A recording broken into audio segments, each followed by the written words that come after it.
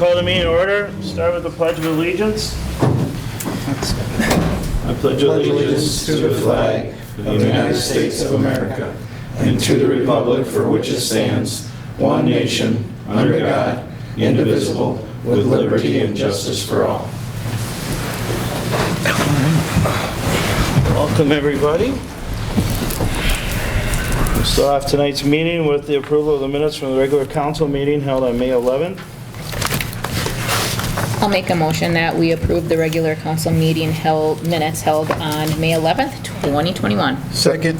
We have a motion made and seconded to approve the minutes. All those in favor signify by saying aye. Aye. Opposed? So moved. All right. Not aware of any agenda changes. Nope. So we'll move on to the bills, which are on page 2, I believe, or 3. Excuse me.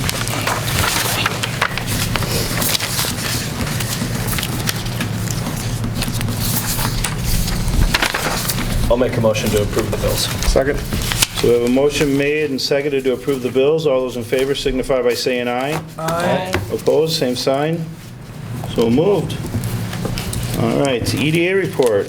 Mr. Collins. We have not had any meetings, but a couple little things to report. The sale of the 10 acres land out there in the industrial park has been completed and recorded, I'm sure, probably too. It has been recorded, yeah. So that is a done deal, that 10 acres is out of our hands. All 20 EDA COVID loan, business loan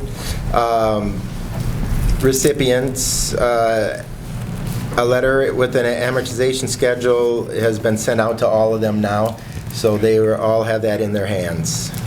Some of them are due at different dates and stuff, so we kind of did it over a couple of months type thing. So, but they all have them out, even some of the later ones, because I didn't want to forget them.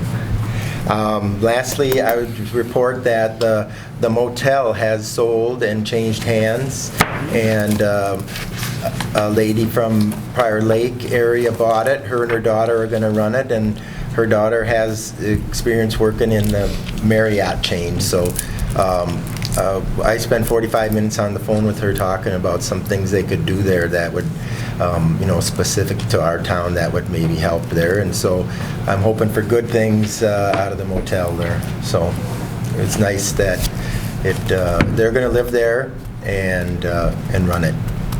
Awesome. That's good news. Chris, quick question for EDA. Do we have any more land for sale for businesses? The City itself? The only land we own anymore is those 4 lots behind Justice Center. the Justice Center there. That north side of that block street behind there, we own all. There's 4 big lots. They're all like an acre and a quarter-ish, let's say. To the south of the road. They're They're now zoned. They're zoned R3 for Right. multifamily right now. So what would it take? We'd have to rezone it if someone came in and said, I wanted to build a house there, single family. They would not. Zone. No. Cannot? No. Up to R3, we would not have to change zoning, because for R3 you can put a single family or duplex or anything in R3. So someone could buy one of those and have a really big lot of grass to mow. Or they could buy it and put up like an apartment building. That's what it was designed for originally, to be besides the berm being there now, but it was supposed to be apartments that would maybe be if there's businesses on the other side of the road, like the Justice Center, Dollar General, Miller's Construction on that corner, their apartments were supposed to be the buffer between that and the single family homes. Got it. That's the reason why we put that berm in there, was to separate residential from more of the commercial area. Got it. Thank you. And then we still do have the 80 acres, of course, Right. That is. City Public Works use to dump solids on, and we rent that out for agricultural land. But so I mean, it's not like we have zero land. Right. There's that 80 acres there. Where's that? South of town. Go out on 11, and it's the big acreage just after the long driveway, pretty much, right? I don't know whether... Yep. So we're all past Casey's that way. So that's leased land with the local farmer, which I believe we just extended that lease. We did, Right. we did last year, I think. Yep. So, All right. Any other questions for the EDA? All right, if not, let's move on. Planning and zoning, Corey isn't here tonight, but he did leave a small report with Chris. The only thing they had going on, they've not had any meetings, but he is planning and is scheduling a July 6th public hearing for a moved-in house. I think it's planning on going on that lot over by the Mapleview Apartments. That's the casino lot there. Yes. Yeah. So Okay. that was all he had. All right, liquor report. Becky, super excited? Good evening, Mayor and Council. Hello. So our sales for May were $104,757.76. And in 2020, they were $99,128.93. The bar sales were up $22,560.74. And OPSO was down $17,931.91. The bar was closed in May 2020, we have to remember.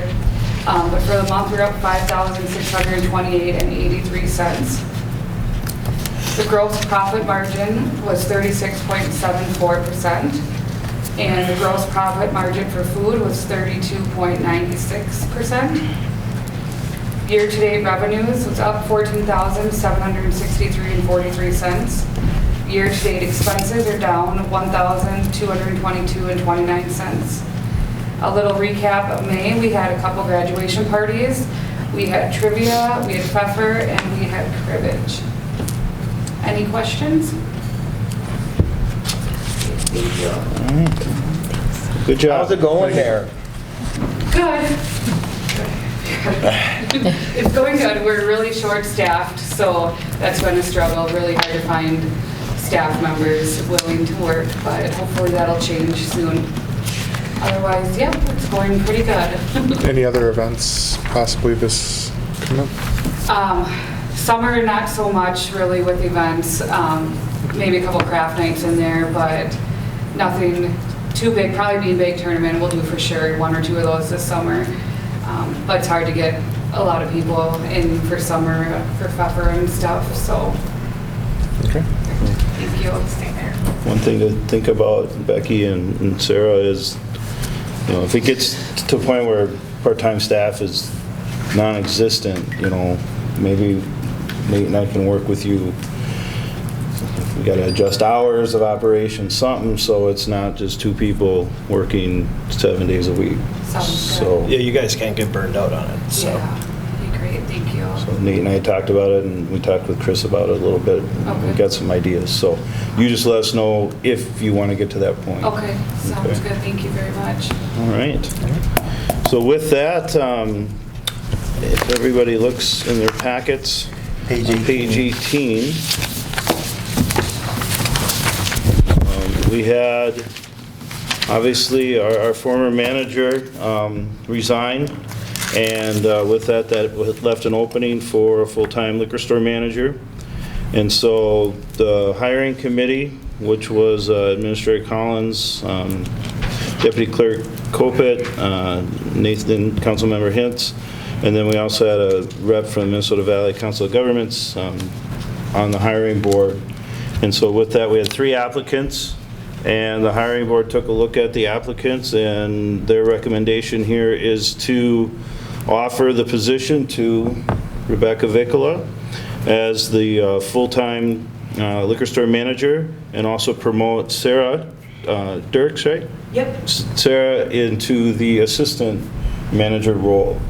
And so that would still leave a full-time bartender position open that Sarah would be vacating with her promotion, that we'll still continue to recruit and hire, hopefully, for. So We do need to approve this recommendation as a council.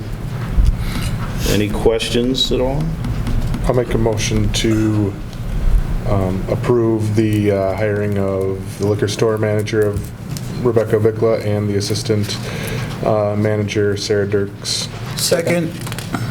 So we have a motion made and seconded to accept the recommendation and approve the hiring, or promoting, I guess would be a better way of putting it, of Rebecca Vikla into the full-time liquor store manager and Sarah Dirks into the assistant manager.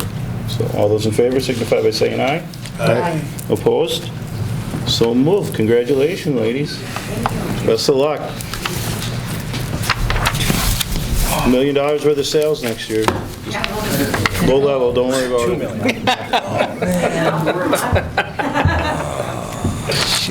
Maybe lack of staff would probably make a lot of. What do you have? Oh, you're right. You can work it. What did you say? 15? All right, moving on. We got the police report. Chief Farr, you're up.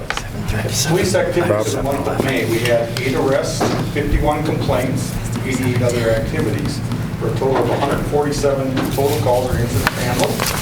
Patrolled 3,385 miles. Comparison to last year. Last year we're at this time we were at 671 calls. We're at 626, so we're down still about 7%. Miles patrolled, last year we had 14,959. This year we're at 15,925, up about 6%. Month of May, I worked on some more blight, worked on some mow your lawns, only 5 of those, and luckily everyone complied, so we didn't have to go out and mow any lawns, so that was good. Other than that, it was pretty much business as usual. That's all I have. Any questions for Bob at all? All right, thank you, Bob. Thanks, Bob. Public Works, Kurt, you're up. Morning, or evening, Mayor and Council. Yeah. Kurt? Oh, I don't have very much to report on, just that on the streets, we did dust control. It's really getting bad. We did it in West Sharon. In the West Park, we did a lot, and we did it on East Ottawa, which is Winco Road. And we'll start our summer sweeping. We'll sweep the whole town once a week, trying to keep it clean. And the parks, they continue to be really busy with almost a game every night, or all the fields being used in one night, I know. And finally, the flowers are up. They took a little struggle in the cold weather, and now the hot weather, but with Wally and Bob's secret potion, they're really coming back. They're really watered, we do. We water them every day. Sunday, Saturdays, every day of the week. They're looking nice. Dust control, do we just do that ourselves? Yeah. Okay. No, Or we hired them. we do hire it out? Yeah. Okay. Yeah. How often per year do you have to do it? Will be once or right twice? now. Okay. Yeah. It was getting really bad before we got to it, but Yeah, it's the same thing. they were really busy, man. Okay. That's all I have, Council. All right. Thank Sounds you. good. Thanks, Kurt. Thanks, Kurt. Dorothy couldn't be here tonight because we got a slew of new lifeguards getting trained, so that's good. That means she was able to find some staff. If you remember last month, she was hitting the panic alarm there. So, Colin, you had a report from her, just a brief one? Dorothy put in an article in the paper about opening, when the pool would open, what the rates were for this year. And she also passed on to me that, like the mayor indicated, she's finishing up the recertification of some well-needed lifeguards. She didn't really have anything else. She's just looking forward to the pool being opened. And I think that opens on Thursday. Thursday? Okay. Probably the coolest day of the summer so far. You mean it'll be 98? No, it'll be 97.4. All right, thank you. And Nancy, welcome back. So good to see you. Oh, it's good to be be back. Hi, Nancy. Maybe. Good evening, council, mayor. Hello. Oh, I don't have a whole lot either because everything is still kind of up in limbo. But we did get some new blood on the fair board. Wayne Fanning retired. I think he was our elder statesman. And between the last time I was here, we've gotten Jenny Fiddler. She's John King's son Evan's fiance, so she's very young. We've gotten Jeremy Dominy. We have gotten Greg Lamont, Mike's brother. Right now, I've got the most seniority on the board, but I'm not the oldest, so I feel kind of pretty good about that. We're just in the preliminary stages of planning our fair. The docket still looks very, very blank. Today I called the Nye Center to see if they would like to come. They were going to come last year and do axe throwing, or if they want to go back to the archery. I called True Transit to see if they were going to offer free rides again. If you called ahead, they were going to offer free rides for a couple days to the fair. I sent an email to the Raptor Center because they were supposed to come last year with the Eagle, and so I did that today.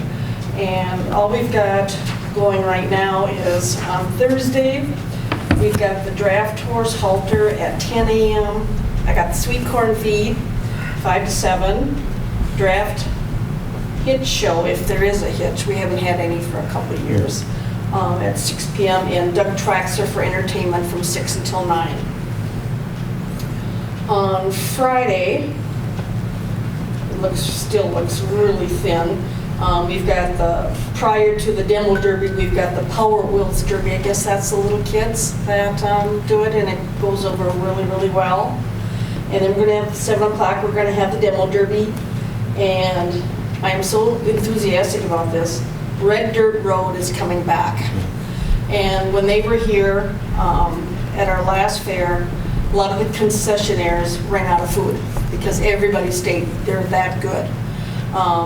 We're really fortunate that the community club helps us pay for the bands, so we've been able to get more well-known bands. And these people are worth seeing. They're loud and they're good. Saturday, I've got the horse show coming back at 9 o'clock, the WSA Horse Show. Minnesota Valley Riders is going to do our show for us this year. The concertina band, we got confirmed today from 10 until 2. At noon, we've got the micro mini tractor pull. 6 o'clock, the tractor pull. And the entertainment that night from 8 until midnight is Smokescreen. And I guess they're really, really good. I looked them up on the internet before I came, and I guess they're from Dundas. And it sounds like they play all over southern Minnesota. And then on Sunday, we've got the car show 10 to 3. We've got the take and bake contest from 10 until 1:45, and then it gets judged at 1:45, and the prizes are awarded at 2. Ranch Rodeo is always a good draw, and they usually stay until about 7 o'clock. They're from 1 in the afternoon until 7. And then Deb's going to do the flea market again. So, like I said, right now everything looks real thin, but at least we're progressing, and I should be able to know more, for July. Like right now, I don't know if we had contracted a carnival earlier, but I don't know if the governor has lifted restrictions on that yet or not. I don't know. Because I know right now Valley Fair, I went by there the other day, they weren't up and running yet. They will be. They will be? Yeah. Okay. So, that's all I have. Looking forward to it. What are the dates again? August 19th to the 22nd. Okay. I'm going to meet with David Foley. He's back as our 4-H agent. He was here several years ago, and they just hired him now the second weekend of May. And I'm going to get together with him on Thursday and see what the 4-H schedule is, because I'm working on the advertising for the flyer, because we will be mailing flyers to all the homes in the county. So, that's all I got. Any questions? Exciting. It is exciting. I mean, I felt so sorry for the children last year that, no fair, no prom, no athletic events. Just a real sad deal, but you know what?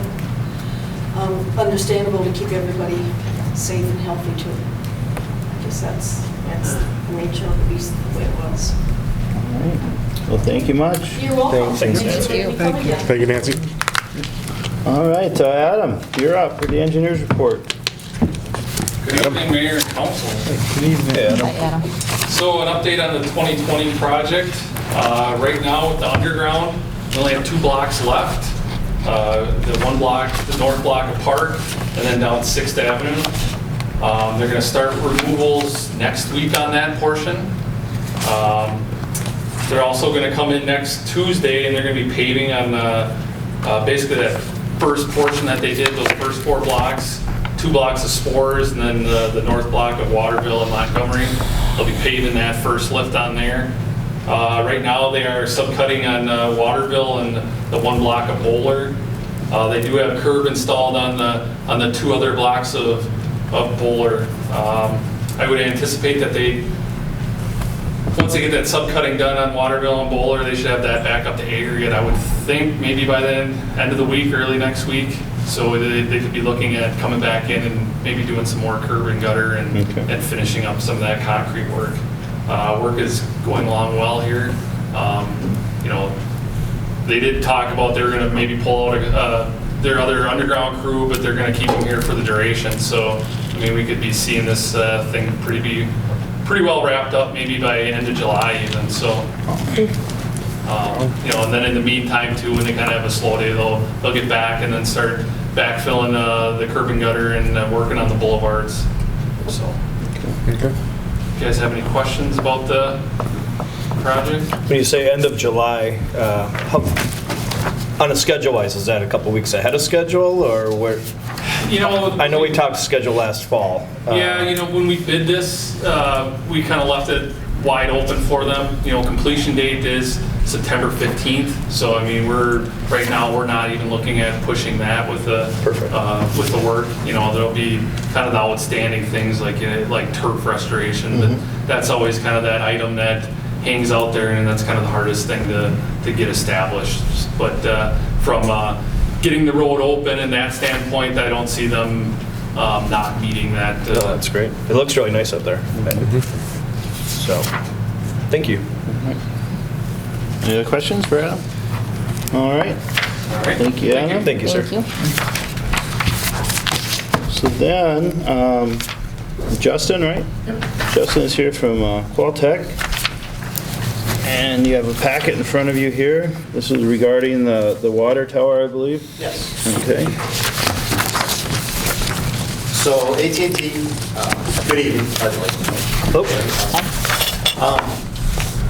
AT&T is going forward with basically upgrading the service, and one of their areas where they've got antennas and things right now is on the water tank that's by the pool. As part of that upgrade, they go through and they run structural every time that we go through and we do this. As part of that structural, they are saying that there's some upgrades that are needed in order to support the antennas and things that are going on to the water tank. There's basically 2 parts to that modification to the water tank. One of them is one where we're actually putting in, we're going to be looking to drill through the base plate of the water tank and basically into the foundation and putting additional anchor points in. There's 8 of those that are in there. There's some details of that are in the packet that you've got in front of you. The other part is actually up on the handrail, the toe kick plate on the corral up there. There's a rolled angle that we'd be bolting through. Costs are all paid by AT&T. This is basically part of their upgrade to make sure that they can provide FirstNet service. FirstNet, that is the network that they're setting up that's set up so that if there is an emergency, basically it's going to be for first responders, for the police, for the fire department, for any of those first responders that would have those phones and those capable devices. And so that's part of this upgrade that you're seeing. So we're looking to get approval to move forward with that modification. I think, Adam, I'm not sure if you've seen all the details. I think that we've sent those to you. I'm not sure if you've had a chance to review. I'm familiar with them, yeah. So, Do they meet with your approval? Yes, I mean, Have you guys reviewed them?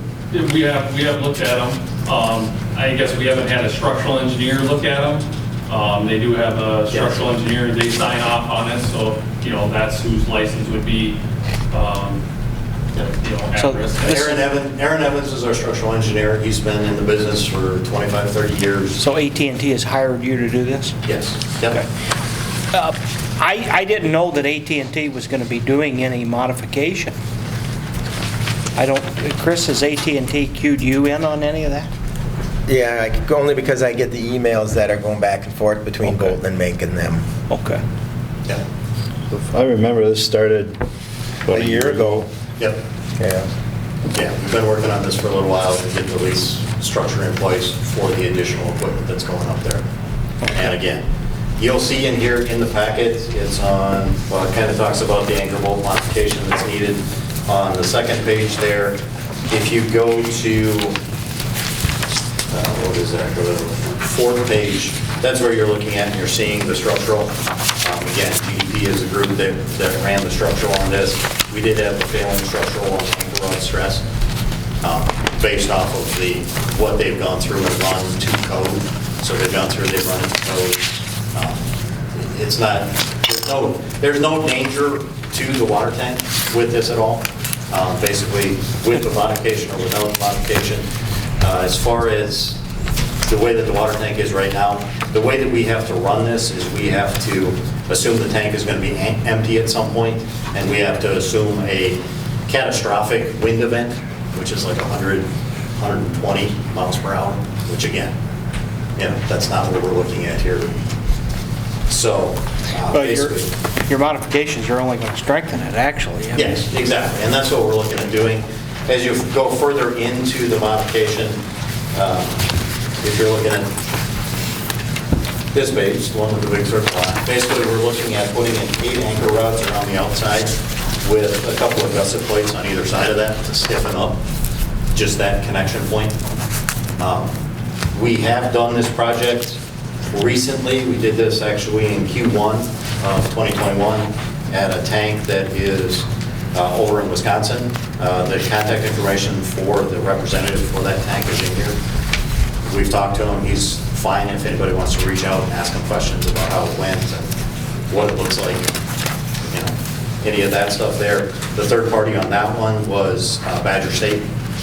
So again, third party representation similar to what Bolton and Mink does here.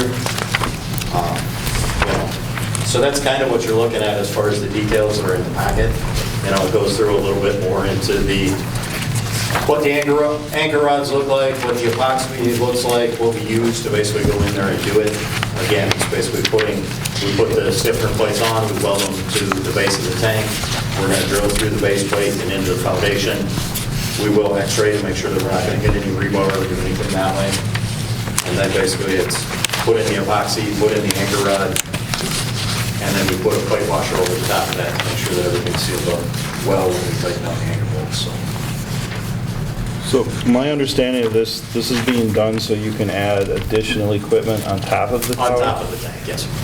And has there been an analysis done to ensure that there's enough room up there for you to do all of that? Yes. Yep. Yeah, right now up on top of the tank, there are, you've got T-Mobile that's up there, and you've also got AT&T that's up there. AT&T, I believe right now has 9 antennas that are up there. Basically, they're going to be using those same 9 antenna locations. So, Adam, does Bolton and Mink have an opinion on this one way or another? Or? From an engineering standpoint, it seems like sound engineering. The modifications to the bolts, they're just basically adding in what you see out there right now for the anchor bolts. They're just replicating that throughout the remaining of it. So, no, we really don't see any issue with any of the modifications. Structurally for the tower, all that, everything's going to be the same. The only thing it'll be is when they get done, they're going to have to repaint it. We'll have to something with the painting. If it doesn't match, they might have to paint up the bottom bell section, where it kind of tapers up. You might have to have them just paint that whole thing to kind of help it blend in a little bit more. And then typically with all these, we also have Jamie Connor. He's our water tower guy. He'll be out there for inspection, watching them throughout the whole process, making sure everything gets drilled in right, because, the epoxy's in there, the welding, the painting. And I think Jamie's done pretty much everything on this water tower, right? Correct. Yeah. Jamie's done a lot of the stuff in southern Minnesota, so. Yeah, and I think typically, maybe Jason can touch on this, I think we always set up like an escrow or something that they, put money into that, in case something does happen, we can take that money, and then once everything's done, then we can release that back to them. So, I mean, there's provisions in there to deal with this. So the welding, I mean, is there, and this is just, I'm just thinking if something bad happened, that'll all be good? What happens if the worst happens with that? Well, again, we're going to use certified welders, obviously. They're going to be working on this. We're going to basically make sure that all the gusset plates are fitting. The way that we've got this set up is you're basically going to do a 3/16 felt weld to the base plate and then to the side of the tank. They're really, worst case scenario is we have a bad weld, and we're going to have to basically cut it out and replace it. That's, and then it's a matter of basically going back through after time. That wouldn't cause structural damage or anything like that? That won't cause any structural damage. The welding that we're doing, again, we're sizing that weld based off of the thickness of the wall of the tank. So we make sure that we're not going to burn through that tank. So. Gotcha. And Jason, this doesn't modify our current agreement in any way, shape, or form? No. So this is separate from that? Correct. Okay. Any questions for Justin at all? Chris, you got anything else you want to add, or not really? Or? No, I'm good. Okay. With that, then, I guess what Justin's here asking for is board approval or council approval to move forward on this project. Yep. Hearing any? I'll make a motion to approve the AT&T request for the modification. Second. So there's been a motion made and seconded to approve the request for the bolt modification to the tower. All those in favor signify by saying aye. Aye. Opposed? So moved. Thank you for coming and explaining. Yeah, thank you so much.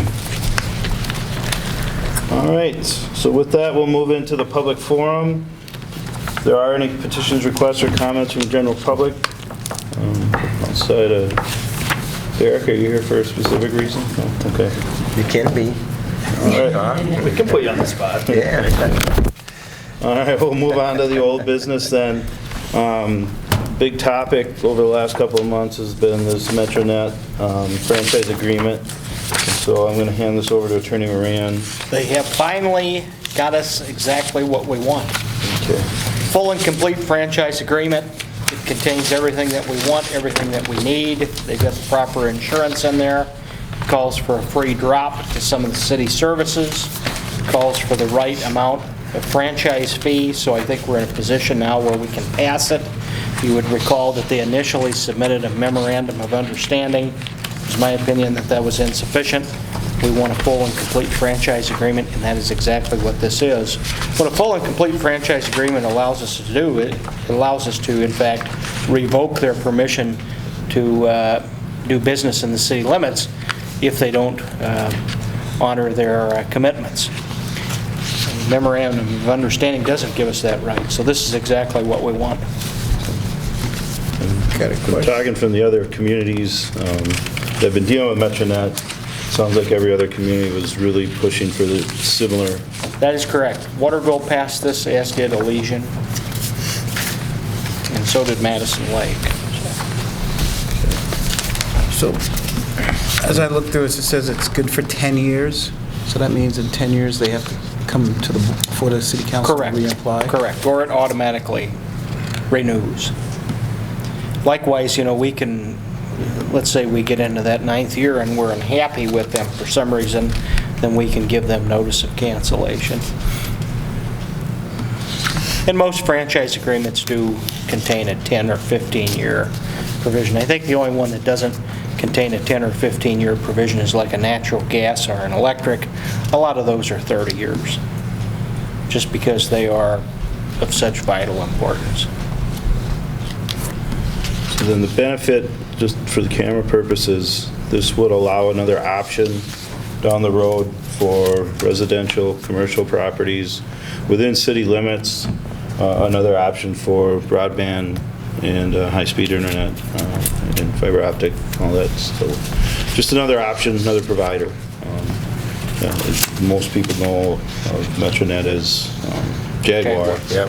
And they were merged or bought out or whatever happened there, but the reputation is pretty darn good for the service they provide. So It is a gold standard. okay. I'll make a motion to approve ordinance number 2020-2. Second. We have a motion made and seconded to approve ordinance number 2021-2. All those in favor signify by saying aye. Aye. Opposed? So moved. Okay. Item B is to discuss the notes that Chris attended a meeting in regards to the ARP, the American Rescue Plan, which has come through the federal government and will be working its way down to us very shortly. Yeah, it seems like it sort of kind of hit a little wall. I went online and I could not find anywhere where they had cities listed and the amounts that they're proposing for each city to get. The League of Minnesota Cities is supposed to have a resolution for us to pass to even get us started, that we're going to participate in this, if you will. And I went on there and looked on their league site and I couldn't find that either. They said early June. I can get you the template, but what we need is we need the dollar amount. We need the dollar amount, yeah. And I have not seen that yet anywhere. I can get you the template. It said that the OMB was going to have that soon.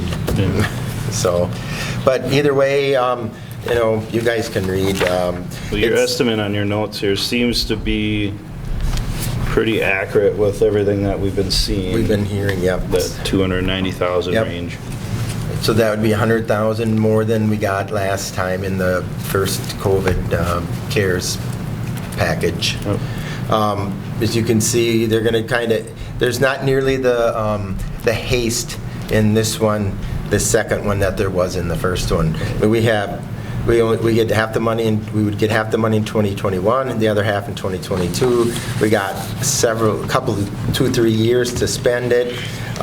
Mostly it's going to need to kind of go towards water and/or wastewater infrastructure, broadband infrastructure. This time you can use it to replace lost revenue of a public sector revenue, because it was presumed lost revenue due to the COVID. But we can't put it towards any city reserves or no debt service payments. If we want to use it towards payroll, which we shied away from except for police on the first one, but it must be someone who's directly responding to COVID health emergency. Outside of our police, you know, we don't really maybe have anybody that does. So we actually, because we're smaller, we're a non-entitlement unit, so we will be going through the state with ours, as opposed to the bigger cities are all dealing directly with the federal government. We're not, thank God.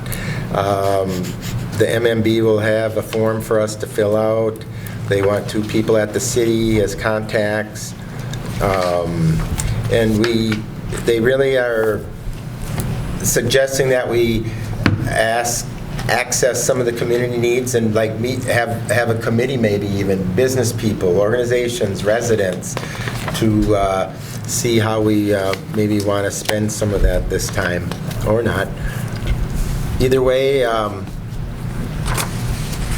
at some point we need that resolution to accept the funds, and we would need a separate line item for a revenue number to deposit the money into. So, some of the important things that were discussed at our last, at least for county government officials meeting, was there's not going to be a short window like the CARES funding. So, I mean, we're going to have until the end of 2024 to spend these dollars. And like Chris had said, there's not going to be as restrictive as the CARES dollars. So broadband, infrastructure, water, sewer. So as we look at some of these projects that we need to do, whether it's out at the sewer plant or wastewater, another big issue for public safety, Bob mentioned it last month. You know, we're probably going to have to buy new radios for police, fire, ambulance, and so forth as well. So that could fall in underneath that broadband heading as well. And maybe any expenses associated with this new Metronet agreement as well, potentially. So, we got time, so. All right, well, good note-taking on that, Chris, and thank you for attending that. Thank you, Chris. Some of those webinars are boring and They are. fall asleep during them. They are. I fall asleep during them. All right. The last thing under old business, just a reminder, the citywide junk cleanup, June 19th. It's going to run just like it was last year. Come into City Hall, register, pay your your fee or whatever it might be. $25. $25. And City Hall will have all the information as far as how big of an area you can have and what can be out there, what can't be out there, etc. All right. So looking in underneath new business here, we have one request from the American Legion Club. They're requesting to block off the alley behind the Legion Club during the daytime on this Saturday, June 12th. They'll be holding their annual backyard barbecue event. They've done this for 4 or 5 years, something like that.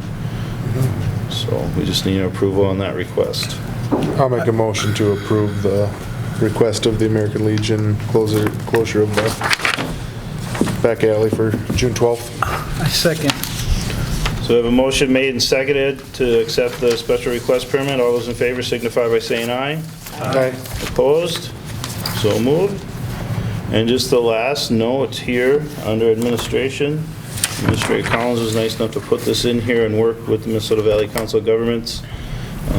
We've worked with for many years, kind of just highlighting the city through the Minnesota Valley Council of Governments here, and you can see nice little write-up sheet here just on who we are and what we're all about and how important Chris is to our community and all that fun stuff.